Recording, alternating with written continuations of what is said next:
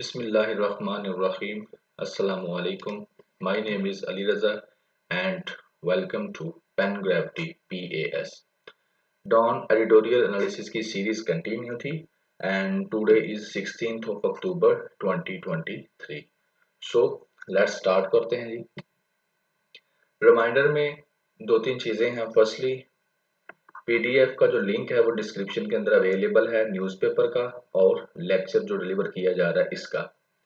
And कोई भी question हो तो you can ask in comment section. And thirdly subscribe this channel as well. So start करते हैं. पहले है जी रोबू नेशन. ये बेसिकली ये editorial will be beneficial in the perspective अगर बात करूं तो ये इंडिया पाकिस्तान रिलेशंस के बारे में है जी. इंडिया प्लस पाकिस्तान जितने भी टॉपिक्स हैं कंप्यूटर एग्जाम्स के कंपल्सरी और ऑप्शनल सब्जेक्ट्स के अंदर जहां पर इंडिया और पाकिस्तान की बात की जा रही होगी वहां पर ये जो टॉपिक है एडिटोरियल है आज का you can fit it there. और इसके अलावा इंटरव्यू के पर्सपेक्टिव से तो ये इम्पोर्टेंट है ही है. यहाँ पर है रफज रोगू. रोगू बेसिकली अगर सादा से मैं बिल्कुल सादा सा बात करूं तो कहते हैं विलन को. ठीक है जी, सादी सी बात. वैसे तो इसकी काफी मीनिंग्स आप निकाल सकते हैं बट आप इसको सादा विलन कह सकते हैं जी. और ये यहाँ पे किसको कह रहा है? इंडिया को कह रहा है. इसके अंदर है क्या? इसमें स्टोरी कुछ इस तरह से है. बेसिकली मैं आपको पहले इसकी समराइज बता दूं and then facts and figures के हिसाब से आपसे बात करूंगा कि जो रॉ है इंटेलिजेंस एजेंसी है इंडिया की. ठीक हो गया जी. अब ये क्या कर रही है पाकिस्तान के अंदर? ये इन्वॉल्व है किलिंग में. यानी कि कई यहाँ पर लीडर्स हैं जिनकी इन्होंने टारगेट किलिंग की है. तो इसके ऊपर ये सारी डिस्कशन है. कहता है जी ऑर्गेनाइज कंपेन है ये एक रॉ की तरफ से ऑर्गेनाइज की हुई है प्रॉपरली कंपेन. और इस कंपेन का मकसद क्या है? मर्डर करना है इंडिविजुअल्स का पाकिस्तान के अंदर. ये एक कंपेन बनी हुई है और इसका मकसद क्या है? पाकिस्तान के अंदर मर्डर करना है कुछ खास लोगों का. और अभी पिछले 2 महीनों के अंदर 4 लोगों को टारगेट किलिंग किया गया है. ठीक है. और इसके अंदर इन चारों केसेस के अंदर जो हमें चीज नजर आई है in each case her case के अंदर हमें क्या नजर आया है कि आर्म्ड असेलेंट्स वो पहले ट्रैक करते हैं. जो असले वाले बंदे हैं वो पहले क्या करते हैं? ट्रैक करते हैं प्रॉपरली उस जिस बंदे को टारगेट करना है. उसके बाद उसको टारगेट करते हैं. ठीक है. और उसके बाद उसको कत्ल कर दिया जाता है इंडिविजुअल. ठीक है. और ये एसोसिएट होती है various capacities with different religious outfits के साथ. और इनमें से ज्यादा वो हैं जो किसी ना किसी तरह किसी मजहबी जमात से तल्लक रखते हैं. तो ये एक प्लान्ड कैंपेन चल रही है पाकिस्तान के अंदर और रहा इसको ऑपरेट कर रहा है. और उस कैंपेन के तहत एक प्रॉपर तरीके के साथ एक इंसान को पहले ट्रैक किया जाता है. जिस तरह हम कहते हैं ना उसकी जासूसी की जाती है कि वो उसका क्या टाइमिंग है, क्या आना जाना है, जिस तरह आप अक्सर हॉलीवुड की मूवीज के अंदर देखते भी हैं. और उसके बाद उसका टारगेट सेट करके उसके बाद उसको उसका मर्डर कर दिया जाता है. तो ये एक प्रॉपर जी क्या है जी रॉ की पाकिस्तान के अंदर एक प्रॉपर कैंपेन चल रही है. अब इस कैंपेन को सामने रखते हुए अब ये पता कैसे चला जी? अब हुआ क्या है कि रिसेंट जो इंसिडेंट हुआ है ना वो हुआ है डस्का मस्जिद के अंदर. डस्का मस्जिद के अंदर एक आदमी को कत्ल किया गया है जो कि फॉर्मर पहले जो था अभी माजी के अंदर जैश ए मोहम्मद का एक मेंबर था. यानी कि उसकी उसके अंदर शमूलियत थी तो उसको कत्ल कर दिया गया. अब नहीं है, पहले थी. ठीक है. उसका क्या नाम है क्या है वो मैं बाद में डिस्कस करूंगा. ठीक है. और उस जब ये वाकया हो जाता है ये वाला तो उसके बाद ही ये वाली ऊपर वाली चीजों के ऊपर भी पंजाब पुलिस जो है वो ऑब्जर्वेशंस अपनी देती है. तो जब ये इंसिडेंट हो गया तो फिर क्या हुआ? पुलिस ने रिस्पॉन्स किया 24 घंटे के अंदर अंदर और कहा कि हमने किसी नेटवर्क का जो है पता चला लिया है कि कौन सा नेटवर्क इस इंसिडेंट के पीछे मौजूद है, कौन इसको ऑपरेट कर रहा है.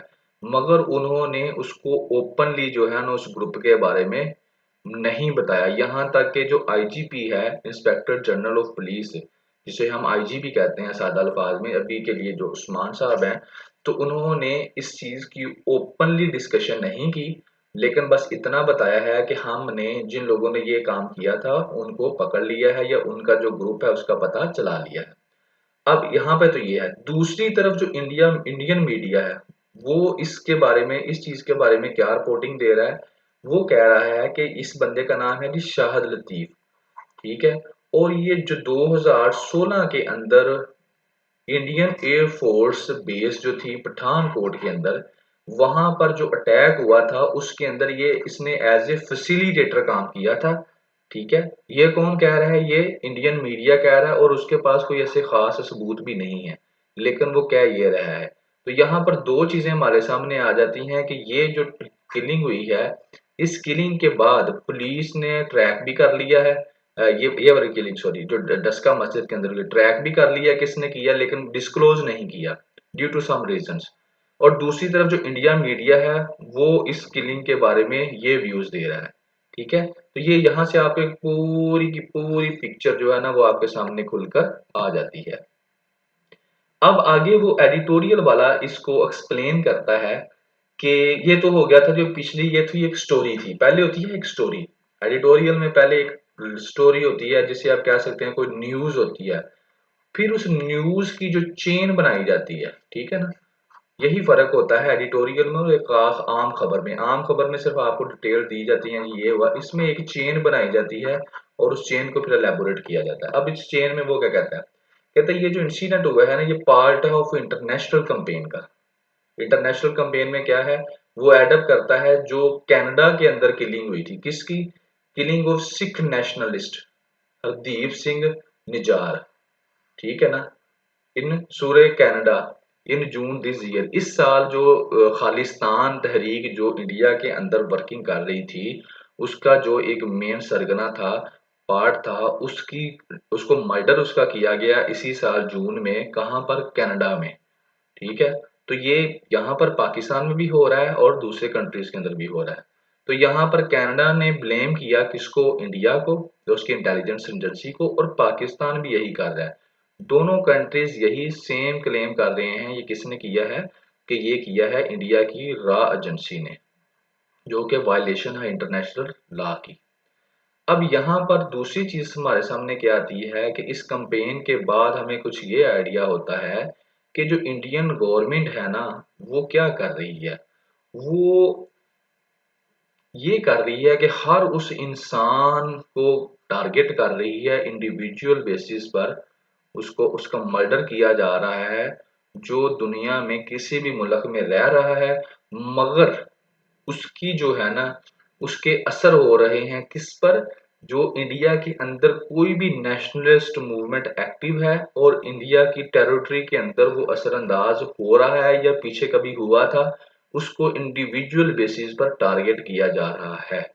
यानी कि इंडिया के मुल्क जो है वो ये कर रही है गवर्नमेंट कि इंडिया के मुल्क के अंदर कोई भी नेशनलिस्ट मूवमेंट जो है अभी के लिए एक्टिव हो हुई है या जो प्रीवियस हिस्ट्री में एक्टिव हुई थी, तो जो लोग उसमें शामिल थे उनको डायरेक्टली इनडायरेक्टली क्या किया जा रहा है, उनका मर्डर किया जा रहा है।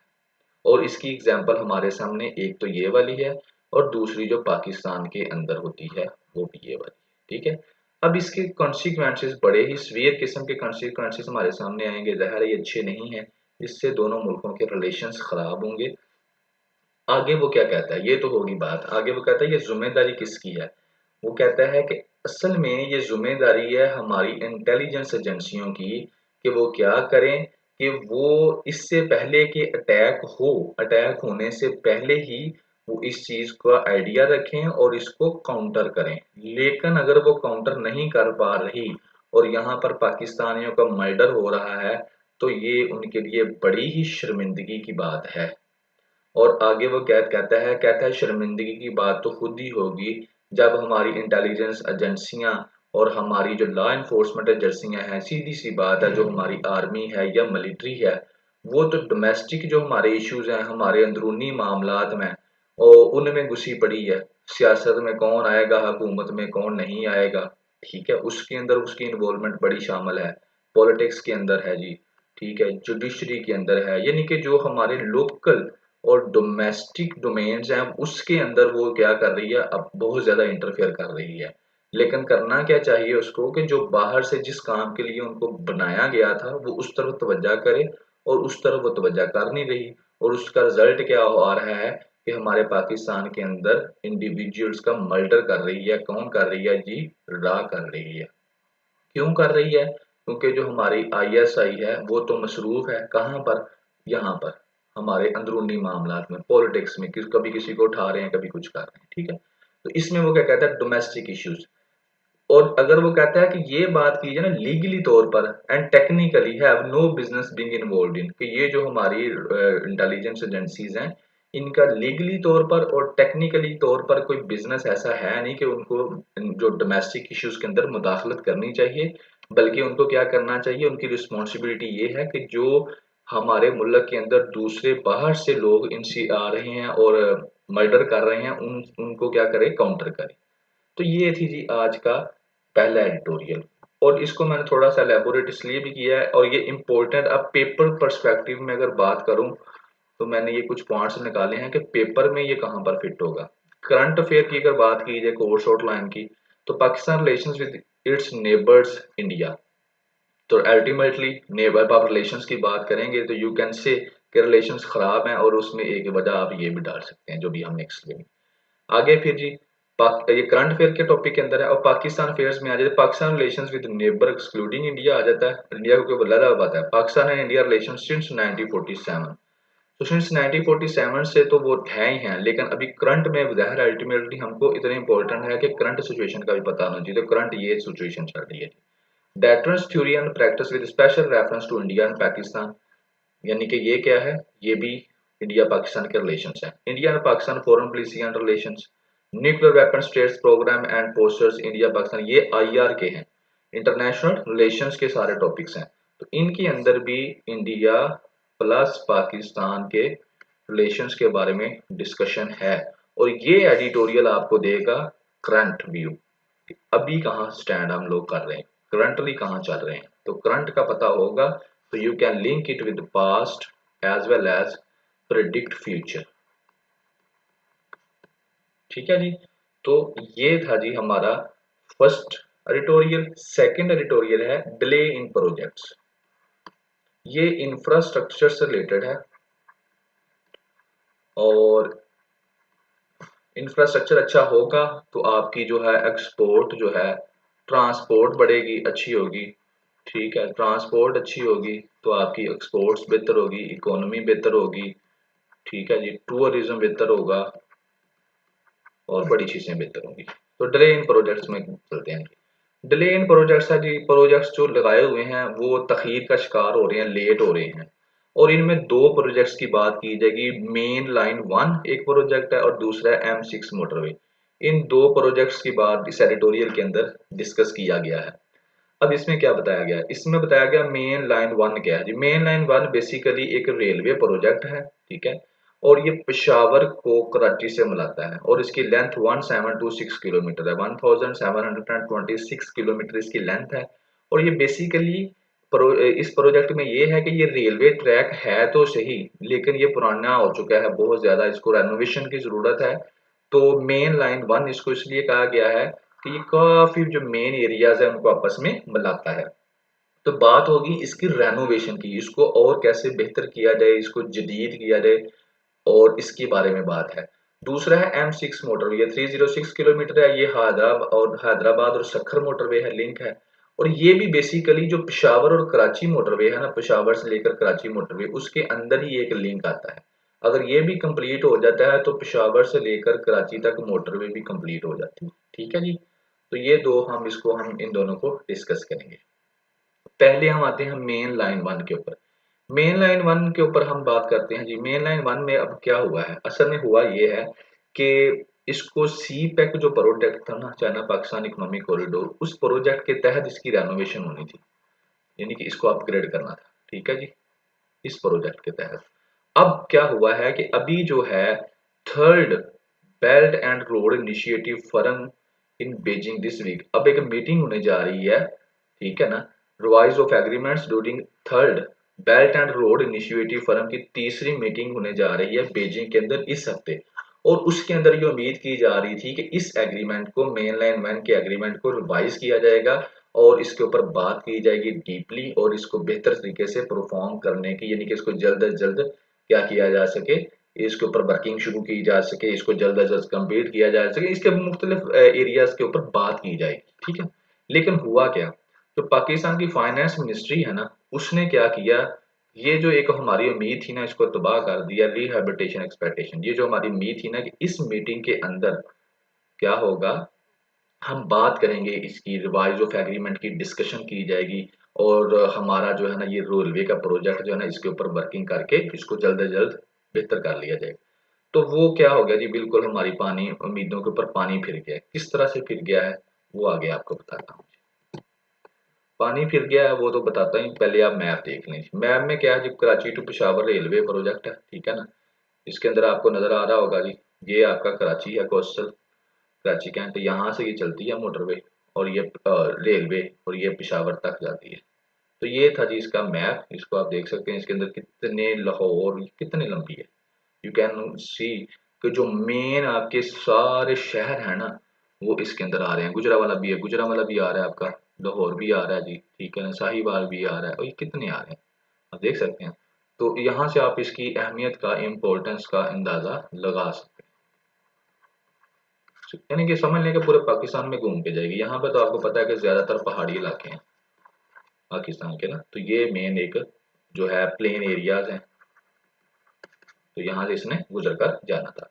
अच्छा जी, पानी किस तरह फिर गया, मैं कह रहा था कि पानी उम्मीदों के ऊपर फिर गया, तो वो आपको बताते हैं। अब हुआ क्या है, इसी मिनिस्ट्री का एक ऑफिशियल जो है ना बंदा, उसने ये बताया है कि ये जो प्रोजेक्ट है ना, ये तब तक हम इस पे काम नहीं कर सकते जब तक आईएमएफ इसका अप्रूवल ना दे दे, ठीक है। और आईएमएफ को अप्रूवल में ये है कि जो फाइनेंस मिनिस्ट्री है उसके पास अगर ये एबिलिटी है कि वो 6.67 बिलियन डॉलर का लोन चाइना से ले लेती है, इवन, ठीक है ना, तो फिर भी हमें इसके पास जाके अप्रूवल, यानी कि लोन भी दे रहा है China, then again still we need approval of IMF. और इसमें वो एक और बात करता है कि पहले ये इतने डॉलर्स का था, जिसकी प्रीवियस कॉस्ट एस्टिमेट थी ना वो 9.85 बिलियन थी, लेकिन करंट इतनी हो गई है और ये 32% कम भी हो गई है। इसके बावजूद I will need the approval of IMF. क्यों? क्योंकि उसकी ये एक वजह है, उसकी वजह ये है कि government can not issue sovereign guarantees beyond 2% of GDP in a year. कि ये हमारे ऊपर एक कंडीशन लगाई हुई है आईएमएफ ने कि हम जो है 2% जो अपना जीडीपी है एक साल के अंदर, एक साल का जो जितना भी हमारा जीडीपी है, जब वो जो उसका 2% है, उससे ज्यादा का, उससे ज्यादा यानी कि हामी नहीं भर सकते कर्जे की या किसी और चीज की। तो ये क्या है, फिर भी कहता है ये जो कॉस्ट है ये हमारे जो 2% जीडीपी है उसके अराउंड बाउंड ही है, अराउंड दिस लिमिट ही है, लेकिन फिर भी हमें जो क्या है प्रॉब्लम का सामना करना पड़ रहा है कि ये जो आईएमएफ ने हमारे ऊपर कंडीशन लगाई हुई थी ये वाली 2% वाली, इसकी वजह से अगर हमें चाइना ये लोन दे भी रहा है, still we need the approval of IMF. तो ये क्या है, ये एक बड़ा ही प्रॉब्लम है पाकिस्तान के लिए, और अगर ये प्रोजेक्ट नहीं चलता तो ये फिर भी बहुत ज़्यादा प्रोजेक्ट पाकिस्तान के लिए प्रॉब्लम का शिकार बनेगा, क्योंकि पाकिस्तान की जो इकोनॉमी है वो पहले ही डिस्टर्ब है। तो ये पाकिस्तान की इकोनॉमी के लिए बड़ा ही इंपॉर्टेंट है, बहुत ही क्रिटिकल है। अच्छा, ये तो होगी जी मेन बात कि अब हमारे ऊपर क्या फुल स्टॉप लगा है और अब हमारा फ्यूचर क्या होगा, वो बात की बातें हैं।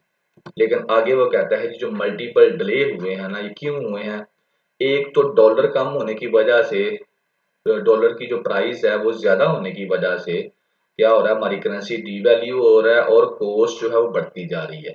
कोविड 19 आया, इंटरनल पॉलिटिकल इंस्टेबिलिटीज है, डिसएग्रीमेंट ऑन फाइनेंस कॉस्ट है, ठीक है ना, लिक्विडिटी क्रश, यानी कि हमारे पास जो जखायर है वो कम होते जा रहे हैं, और सिक्योरिटी कंसर्न चाइनीज वर्कर के हिसाब से फर्स्ट एग्रीड इन 2017, 2017 में जब फर्स्ट टाइम ये एग्रीमेंट हुआ था, तब से हमारे सिक्योरिटी कंसर्न भी चल रहे हैं। आपने देखा है कि जो चाइनीज वर्कर है उनके ऊपर अटैक किया जाता है और उनको मार दिया जाता है, और हमने चाइनीज को जो है सिक्योरिटी देने के लिए एक अलहदा से फोर्स बनाई हुई है जो इनकी सिक्योरिटी करती है। और अगर मैं लाहौर की बात करूं तो लाहौर में एक पुलिस के अंदर एक, ये मैं एक्स्ट्रा बता रहा हूँ आपको क्योंकि मैं पुलिस में भी था, तो यहाँ पे SPU special protection unit, SPU special protection unit जो बनाया गया था, उसका मेन मकसद दैट इज ओनली टू क्या करना था कि जो चाइनीज वर्कर है उनको सिक्योरिटी प्रोवाइड करना था। नो डाउट आप ये special protection unit IG office में भी वर्क कर रहा होगा, सिक्योरिटी की काम कर रहा है, लेकिन इसका मेन बनाने का मकसद भी इनका कि जो चाइनीज वर्क कर रहे हैं उनको सिक्योरिटी प्रोवाइड करना था। ठीक है जी। तो ये कुछ वजूहात थी जिनकी वजह से ये जो डिले हुआ है, ये सारी रीजंस थी। ठीक है। अब आगे फर्थर डिले जो कहता है कि अगेन अगर और ज्यादा डिले होता है, जैसे मैंने आपको बताया पीछे जो फुल स्टॉप लगने वाला है ड्यू टू आईएमएफ, आईएमएफ का अप्रूवल जरूरी है, अगर वो नहीं देता तो फिर फर्थर डिले हो जाएगा। तो उससे क्या होने वाला है, उससे फिर हम पाकिस्तान को और ज्यादा कंप्रोमाइजेस करने पड़ेंगे on it's design scope and quality, यानी कि फिर पाकिस्तान को क्या करना पड़ेगा, फेस करना पड़ेगा, और ज्यादा कंप्रोमाइजेस करने पड़ेंगे। ये था जी पहली जो लेन वन के बारे में हमने बात की। अब दूसरा है, दूसरा जो था वो था हैदराबाद सखर मोटरवे M6। तो हैदराबाद सखर मोटरवे जो बेसिकली है ना, ये जो है ये भी कराची से लेकर पिशावर तक मोटरवे है।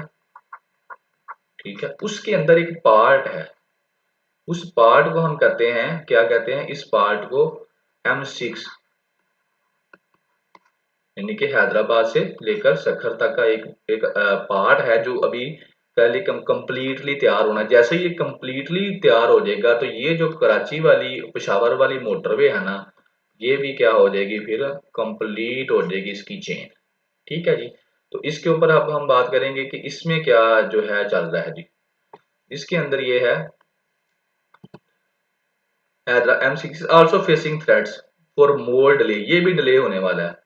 क्यों डिले होने वाला है, इसको टर्मिनेट करने जा रहे हैं इस कॉन्ट्रैक्ट को, नेशनल हाईवे अथॉरिटी जो मोटरवे अथॉरिटी है, नेशनल हाईवे अथॉरिटी उसको टर्मिनेट करने जा रही है इस कनेक्ट को, और वो बता रही है कुछ टेक्निकल ग्राउंड्स के ऊपर। अब वो टेक्निकल ग्राउंड्स का लफ्ज उन्होंने यूज कर लिया है और उन्होंने कह दिया कि they are going to terminate this contract as well. तो ये दो प्रोजेक्ट थे इनके बारे में बता रहा था। अब वो आगे डिस्कस करता है कि ये जो प्रोजेक्ट्स हैं इनकी जो डिले हो रही हैं, दो बड़ी वजूहात वो बताता है, टू मेन इश्यूज, कि जो पाकिस्तान के अंदर जो प्रोजेक्ट्स हैं कंटिन्यूसली डिले हो रहे हैं, उसकी बड़ी वजूहात दो हैं। ठीक है। नंबर वन जो है वो कहता है पाकिस्तान डिपेंड करता है फॉरेन लोन्स पर, यानी कि बाहर से कंट्री से पैसे लेने पर, आईएमएफ पर, ठीक है, लैंड वर्ल्ड बैंक पर, ठीक है ना, for the development of infrastructure perpetual fiscal problem. तो एक तो बड़ी वजह यह है कि पाकिस्तान ने कोई भी इंफ्रास्ट्रक्चर का काम करना है ना, तो पाकिस्तान के पास पैसे नहीं है, तो पाकिस्तान को वो उधार लेकर करना पड़ता है, कभी आईएमएफ से, कभी वर्ल्ड बैंक से और कभी किसी और बैंक से। तो फिर क्या होता है, वो बैंक मानेगा तो काम चलेगा, बाजू का तो वो रास्ते में कोई इशू हो जाता है। यानी कि ये एक बड़ी वजह ये है जिसकी वजह से पाकिस्तान में प्रोजेक्ट्स डिले हो रहे हैं। दूसरी जो वजह वो बताता है ना, वो गवर्नमेंट डिपार्टमेंट्स की लैक ऑफ कैपेसिटी है, कि दूसरी तरफ जो गवर्नमेंट के डिपार्टमेंट्स है ना, उनकी जो कैपेसिटी है ना वो इतनी अच्छी है ही नहीं तो properly plan and design a scheme, के वो प्लान कर सकें और उसके बाद डिजाइन कर सकें किसी स्कीम को, and draw up and award contracts, और उसके बाद कंट्रैक्ट्स दे सकें that protect the public interest rather than the profits of the contractors.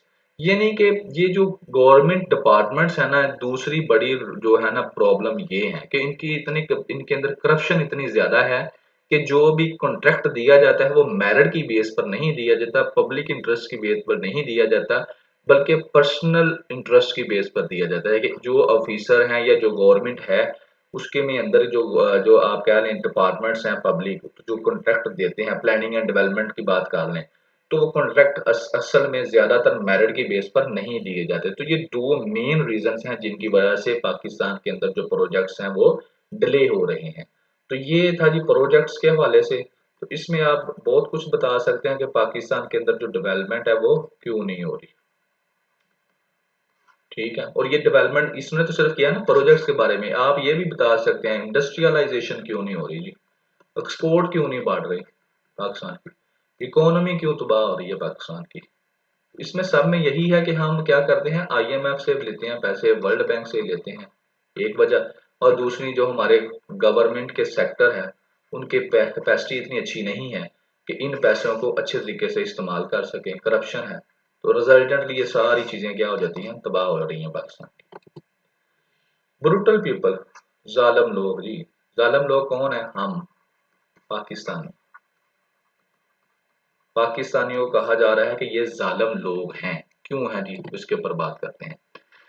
इसमें वो एक दो पहले तो आपको इंसिडेंट्स बताएगा, नंबर वन ये और नंबर टू ये है जी स्टोरी। इसमें वो आपको बताएगा कि किस तरह से वो कह रहा है जालिम है, और उसके बाद आगे वो चलेगा।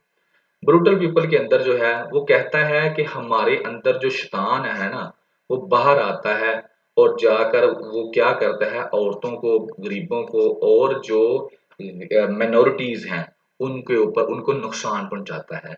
जो पाकिस्तान में लोग रहते हैं उनके अंदर जो एक शैतान है जो जालिम करने वाला है, वो इन लोगों पर जुल्म करता है। फिर वो आगे एग्जाम्पल देता है, कहते हैं पिछले हफ्ते हैदराबाद के अंदर एक वैसी अफवाह उड़ी कि जो है कुरान मजीद उसकी क्या की गई है, बेहुरमती की गई है। तो लोगों ने क्या किया, एक टीनेजर लड़का उसको मार दिया, उसके कजन को और 4 कांस्टेबल जख्मी हो गए, मोटरसाइकिल चलाया और पुलिस की वैन को भी जला दिया। ये रिस्पॉन्स रहा जी, और ये सिर्फ अफवाह थी, इसमें कोई एविडेंस नहीं मिले। दूसरी बात कहता है कि पिछले साल अक्टूबर में एक टेलीकम्युनिकेशन कंपनी के 2 एम्प्लॉइज थे, उनको क्या किया गया, मार दिया गया। क्यों? क्योंकि वो एक लड़के से, बच्चे से क्या कर रहे थे, सिर्फ बात कर रहे थे, कोई रास्ता पूछ रहे थे। तो उन्होंने क्या किया, लोगों ने ये समझा कि ये बच्चे अगवा करने वाले हैं, तो लोगों ने उनको मार मार कर उनका बुरा हाल कर दिया। इसके अलावा जी कराची में हमें कई इंसिडेंट्स ऐसे मिलते हैं, कुछ ऐसे हैं कि जब भी अब अगर आपको कहीं पर कुछ चोर या डाकू पकड़ा जाए तो लोग उसको बहुत मारते हैं और यहाँ तक कोशिश करते हैं कि उसको कत्ल ही कर दें। तो ये क्या सारी चीजें हैं, नंबर 3 पे ये सारी चीजें क्या बता रही हैं, ये पाकिस्तान के जो लोग हैं, पाकिस्तानी हैं, उनकी जो है उनके बारे में बता रही है, उनके इमोशंस के बारे में बता रही है कि वो कितने तपे बैठे हैं। उनको कोई नजर आए तो वो कहते हैं इसको बस मार ही दो, कोई थोड़ा सी गलती करने वाला। तो ये क्यों है, वाई, इसकी बात वो यहाँ पर करता है। आगे ये स्टोरी खत्म है जी, अब आगे पेपर वाला काम शुरू है, जो आप पेपर में लिख सकते हैं। यार पेपर में ये स्टोरी कभी कभी आप एज ए स्पोर्ट जो है वो एक दो मेंशन कर सकते हैं, लेकिन सिर्फ स्टोरीज वहां पे नहीं पूछी जाती। वहां पे पूछा जाता है इफेक्ट्स, वहां पे पूछा जाता है काजेज, वहां पे पूछा जाता है रेमेडीज, वहां पर पूछा जाता है your opinion, how to solve the problem. क्योंकि प्रॉब्लम बताने वाले तो बहुत हैं, लेकिन हाउ टू सोल्व इट ये पूछा जाता है। तो यहाँ पर क्या है जी, ये क्यों हो रहा है, कह रहा है ये असल में एक हमारी डिजायर है इंस्टेंट जस्टिस की। हम चाहते हैं कि फौरन हमें जस्टिस मिल जाए, ठीक है। और इसकी बड़ी वजह यह है कि हमें जो जस्टिस सिस्टम है उसके ऊपर कोई भी क्या एतमाद नहीं है, और इकोनॉमिक स्ट्रेस भी है। यानी कि दो वहां पर मेन चीजें जो है वो उसने हाईलाइट की हैं, एक तो जस्टिस सिस्टम और एक इकोनॉमिक स्ट्रेस। तो ये इन दोनों के अंदर आप, इन दोनों टॉपिक्स के अंदर आप इस चीज को डिस्कस कर सकते हैं कि पाकिस्तानी सोसाइटी का जो रवैया है वो बदल रहा है। और वो इसमें वो क्या कहता है, क्यों लोग मार रहे हैं, कि लोग चाहते हैं कि जस्टिस हो और सोसाइटी में जस्टिस है नहीं, और दूसरा जो जस्टिस सिस्टम है उसके ऊपर लोगों का यकीन नहीं है, और गुर्बत इतनी ज्यादा है कि लोग परेशान हैं। तो फिर जो इस तरह के इंसिडेंट होते हैं वहां पर लोग अपना गुस्सा निकाल देते हैं। कहता है ये तो चलो ठीक है, इसके अलावा देखिए लोगों की इस चीज को सामने रखते हुए अभी पीछे एक अमेंडमेंट हुई है बिल के अंदर, और public hanging of rapist, senate committee ने उसको पास भी किया है कि जो लोग भी रेप करेंगे किसी बच्चा और लड़की का, उनको सरेआम फांसी दी जाएगी। ये हमने प्रीवियस एडिटोरियल के अंदर भी डिस्कस किया था, जो इससे पहले किसी दिन हमने डिस्कस किया था। तो कहता था ये चीज भी हो चुकी है, लेकिन इसके बावजूद जो लोग हैं वो क्या कर रहे हैं, वो मारना ही पसंद करते हैं। अब यहाँ पर एडिटोरियल वाला अपने जो है ख्यालात का इजहार करता है कैपिटल पनिशमेंट के बारे में। असल में तो बात वो ये करना चाह रहा है, ठीक है। वो असल में ये कहता है, उसने लास्ट टाइम भी जो एडिटोरियल में डिस्कस यही किया था, वो कहता था कि ये जो कैपिटल पनिशमेंट है ना, ये वो इसके हक में नहीं है, सीधी सी बात। वो ये कहता है कि जो हार्श पनिशमेंट है, इस कैपिटल पनिशमेंट सजाए मौत को कह रहा है, ये जो है ये लोगों के ना डेटरेंट्स, ये डेटर होता है डिस्करेज करना, बट कैटलिस्ट कैटलिस्ट होता है बढ़ाना किसी चीज को फॉर द ब्रुटलिटीज ऑफ सोसाइटी। वो कहता है कि ये जो है ना कैपिटल पनिशमेंट सजाए मौत अगर हम ये लोगों को देना शुरू कर देंगे ना, तो इससे सोसाइटी के अंदर जुल्म कम नहीं होगा बल्कि ज्यादा होगा। ये उसका अपना व्यू है, ठीक है, वो उसने एक्सप्लेन कर दिया। आप इसे डिफर भी कर सकते हैं, जरूरी नहीं है कि उसने कह दिया तो आप कहेंगे ऐसे ही है। तो यू आप कह सकते हैं कि ऐसा नहीं है, ठीक है। Everyone have the perspective, everyone have different opinions on different basis. बहरहाल उसका ये है कि अगर हम कैपिटल पनिशमेंट को सजाए मौत को बढ़ावा देते हैं, इम्प्लीमेंट करते हैं, तो इससे क्या होगा, सोसाइटी के अंदर जुल्म बढ़ेगा, कम नहीं होगा। और यही सोच जो है वो ह्यूमन राइट्स ऑर्गेनाइजेशंस की है, वेस्टर्न कंट्रीज की है, ठीक है। और जाहिर है जी इंग्लिश न्यूज़पेपर है, तो फिर they have to obey them, ठीक है। ये एक लंबी स्टोरी है, इसके ऊपर मैं नहीं जाऊंगा। तो आगे वो कहता है कि empathy and patience have run short. और इससे एक और भी क्या चीज कहता है कि एक तो ये काम होगा और दूसरा जो लोग हैं ना उनके अंदर सब्र कम होता जाएगा, ठीक है ना। और वो क्या करेंगे, हमें सोसाइटी के अंदर पीस नहीं मिलेगा, फाउंड स्पेस, हमें स्पेस नहीं मिलेगी, सुकून नहीं मिलेगा, बल्कि लोगों का सब्र कम होता जाएगा और ये प्रॉब्लम्स बढ़ती जाएंगी। और आगे फिर ये दो बातें करने के बाद वो ब्लेम करते हैं, कहता है कि जब भी कोई इस तरह से काम होता है लोग इकट्ठे हो जाते हैं जी, ये हुई है नबी सल्लल्लाहु अलैहि वसल्लम की शान में गुस्ताखी की है, जब कुरान मजीद की बेहुरमती की है, तो लोग जो है वो इकट्ठे हो जाते हैं और उसके बाद वो आदमी को मार देते हैं या जो भी करते हैं, तो सारे का सारा ब्लेम पुलिस पे चला जाता है कि पुलिस कुछ नहीं कर रही। लेकिन असल में ये जो रिस्पॉन्सिबिलिटी है पुलिस की नहीं है, जो मेन ऑफिशियल्स हैं, जो हायर अथॉरिटीज पे बैठे हैं, उनको सोचना चाहिए कि what we have to do ताकि फ्यूचर में ये ना हो। लेकिन वो अपनी रिस्पॉन्सिबिलिटी से भाग रहे हैं और पुलिस के ऊपर इसको डाल देते हैं। सो ये था जी ब्रूटल पीपल्स। इसके अंदर जो है हमने देखा कि वो किस तरीके से सोसाइटी जो पाकिस्तान की है उसकी मेंटालिटी को उसने क्रिटिसाइज किया है। और उसके बाद उसने मेन जो उसका था सारी बात का क्रक्स वो था जी कैपिटल पनिशमेंट। वो कहता है नहीं होनी चाहिए। क्यों नहीं होनी चाहिए, कि वो कहता है इससे सोसाइटी में जो है जुल्म बढ़ेगा, लोगों के अंदर अग्रेशन बढ़ेगा और लोग जो है इससे जो है क्राइम कम नहीं होगा बल्कि बढ़ेगा। ये उसका अपना एक ओपिनियन है। सो जी आज के लिए इतना ही। For upcoming lectures you should subscribe it and also जो भी कम्पिटिटिव एग्जाम्स की तैयारी कर रहे हैं उनके साथ इसको शेयर जरूर करें। एंड कमेंट सेक्शन के अंदर आप क्वेश्चन भी पूछ सकते हैं and you can also send suggestions. So thank you very much.